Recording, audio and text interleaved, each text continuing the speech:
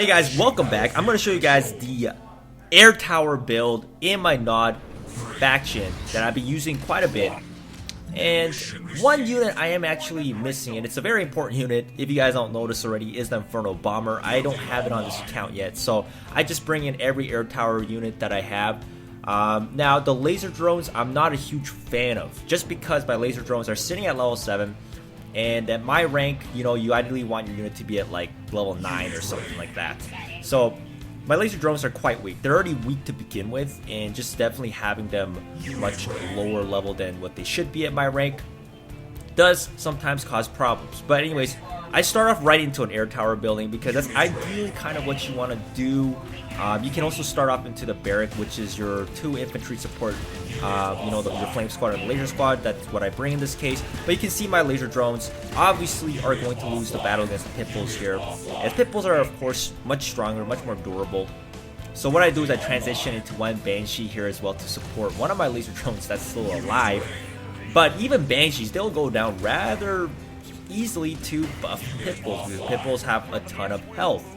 So I go into a ton of laser squads at this point because I'm seeing just a whole bunch of War Factory units. I see the War Dogs, so I know this guy is heavy on his War Factory usage, so laser squads are definitely going to be a key player, while I support my laser squads with Venoms. And Venoms can take out the Shockwaves, can take out the Militants, any of those infantry units, Venoms will have a great time with.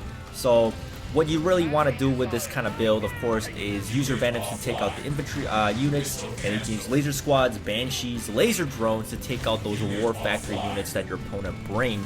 And I'm doing a pretty good job. I'm rotating my units around. I get my Venoms to clear out Shockwaves. I get my Banshees and my laser drones and my laser squads to take out those pit bulls. And when you see a GDI War Factory player, his primary air defense is going to be the pit bulls. And like I was saying, pit bulls are very durable, so they can take out, you know, the more expensive Banshees with ease, relative ease. And, you know, even things like laser drones, of course, they will always lose the fight against pit bulls. So pit bulls are a bit of a problem against a not air tower deck that doesn't field the Inferno Bomber. And had I brought the Inferno Bomber, if I had that unit, I would have certainly had a much easier time. He lands a beautiful ion cannon right here, weakening my already weakened Harvester. He already killed one of my Harvesters, and he ends up killing a second Harvester here with his pit bull and the ion cannon there. So this is kind of looking bad for me. Notice that he has a tech lab as well, so he has a Zone Trooper and a Titan. So I just gave him 200 free crystals by letting him kill both my Harvesters. My commander is at level 4, so there's a huge weakness in my Harvester health as well, because Harvester health is dictated by your commander's level. And I'm just trying my best to capture the second missile here. I see a Zone Trooper already out, and I don't want this game to prolong too much, but I'm losing the fight against the Shockwaves and the pit bulls here at the end, so I do end up losing this second missile. And now it's down to the third final missile. Whoever captures this missile, of course, is going to win the game. He brings his Zone Trooper to the top. My Harvester is getting shredded once again for the third time. I build double flame squads. I'm trying to get my foot back into the game because I'm in a really troubled spot right now. I let him kill that Harvester because, you know what, I didn't think I was going to be able to protect that, so I let him have it. At this point, I'm just going to focus on launch pads because I know he's got better units than me. You know, those Zone Troopers are going to clear my air units out very, very nicely. But the one thing they're very weak to is my Flame Squad, so I'm very reliant on my Flame Squads at this point because he has a ton of Zone Troopers. He knows I got a ton of air units. That's mainly what he saw. He even builds a buff Titan to hold one of these launch pads against the Flame Squad. Flame Squads don't do much against Titans, but what I do is quickly rush in a Venom. And I have 3 units on the launch pad, and in these kind of scenarios where the games look very tough and sort of unwinnable, all you gotta do is build units that your opponent can't attack. So in this case, the Titan can't attack an air unit, so I move one Venom to the Titan launch pad, I sneak in the other Venom onto his third launch pad, and I had a Flame Squad on my side, while he only held 2 launch pads, so securing the second missile there by sending out units where his units can't attack at all helped me out here. So another benefit about the air units is that there's a lot of ground units that can't attack air. So anyways, I will win the first game here. Alright, this will be the second game, guys. It's against another GDI opponent with Colonel Jackson. And once again, I want to start off with the air tower, so you know I can build laser drones to scout out what my opponent's got. And laser drones act like the same thing as a laser squad in a way. Now, I think the laser drones, like the air drones of the GDI faction, are on the weaker side right now. They die really fast. So, I'm not a huge fan of the laser drones. They're good, but you have to be really good on your micro if you want to be good with these laser drones, because laser drones require a lot of attention because they're so weak. They die so fast to anything, really. Even things to rhinos, they'll die really quickly to them. I know my laser drone is a bit underleveled, and that definitely has something to do with how fast it dies, of course, and how much damage it does to your opponent's units. But regardless, I think laser drones are definitely not necessary for the air tower deck. I think they're a bit weaker. If I had a not Inferno Bomber, that would have been really nice. But once again, guys, I don't have that unit yet. So, anyways, going back to this game, guys, it's pretty much a War Factory fight here. And I give up on building laser drones. And he's really pushing me out from being able to farm the bottom crystal patch. So, keep in mind, my economy is not so healthy right now. And once again, he pushes my Harvester from the top to the bottom. He's making me run around the Harvester around the map, because I could let him kill my Harvester, but I don't want to, just because he might have some scary tech lab units that I can't deal with. So what I do is I just run my Harvesters around, and in this time I'm not farming crystals. My economy is in shambles. I'm not getting the Tiberium crystals that I need, and once again he's aiming to kill my Harvester, and he's doing a very good job at pushing me out constantly. My Harvester cannot touch those crystals, and what that means is no income, no money in my pocket. So when I want to build things like the Banshee, which costs 60 crystals, I have a hard time pumping one of them out because they cost so much.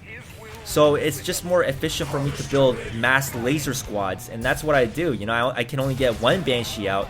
I ideally would want to build a couple more Banshees, but he killed my Harvester down there. I had to give up there. And once again, he's charging out my Harvester with a tank, boosted up with Colonel Jackson, and all I can do is build cheap 20 crystal laser squads, as I don't have the income to field more expensive units, and my Harvester's still not farming. So a big part of this game I was not farming, and he was really hurting my economy, which kind of sucked for me, of course. He goes for Mohawk gunships, and interestingly enough, he probably thought I might go for a War Factory unit or a vehicle unit at some point, or he might have tried to kill my Harvester with that Mohawk gunship.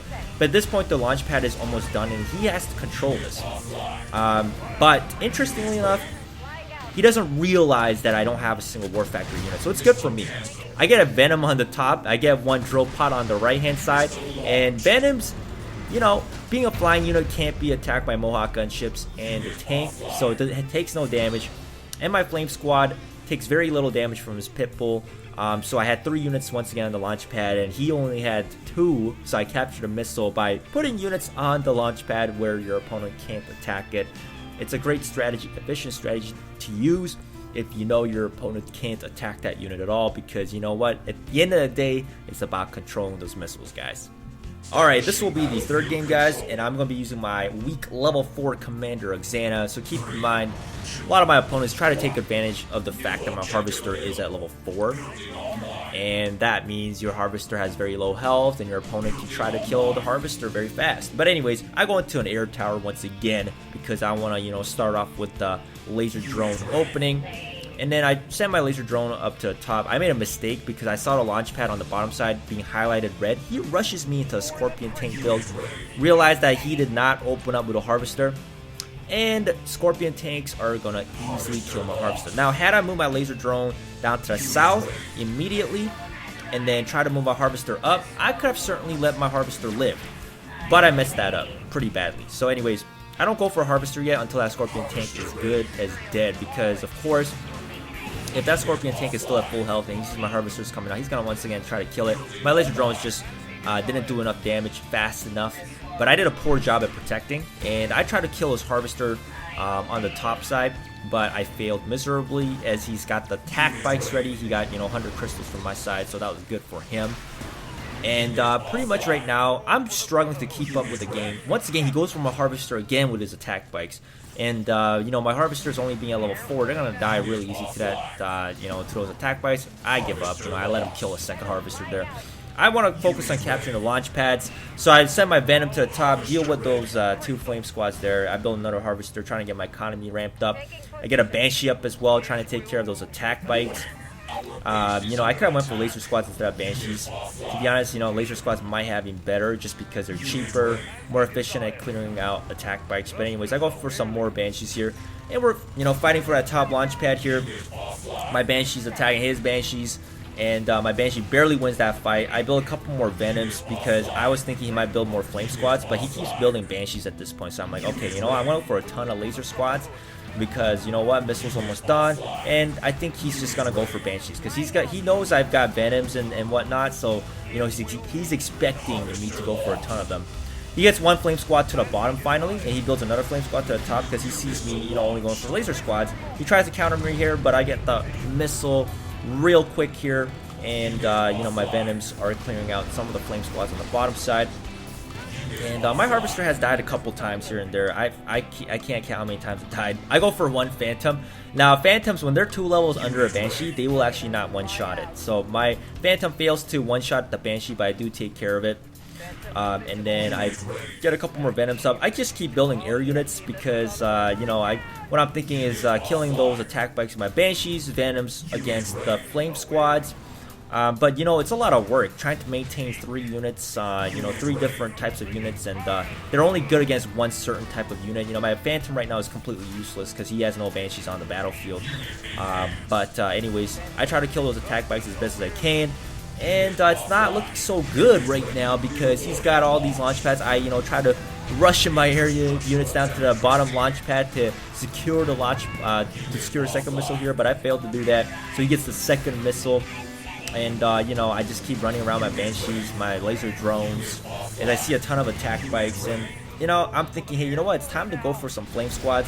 I don't see too many flame squads from his side, but his double flame squad with a drone pod will take out one of my flame squads down on the top.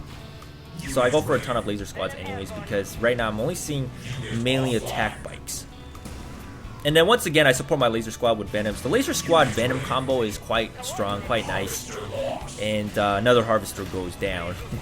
I mean, the missile's almost done, so I'm just trying to send units to the launch pads because you know what? At this point, it's all about capturing this final missile.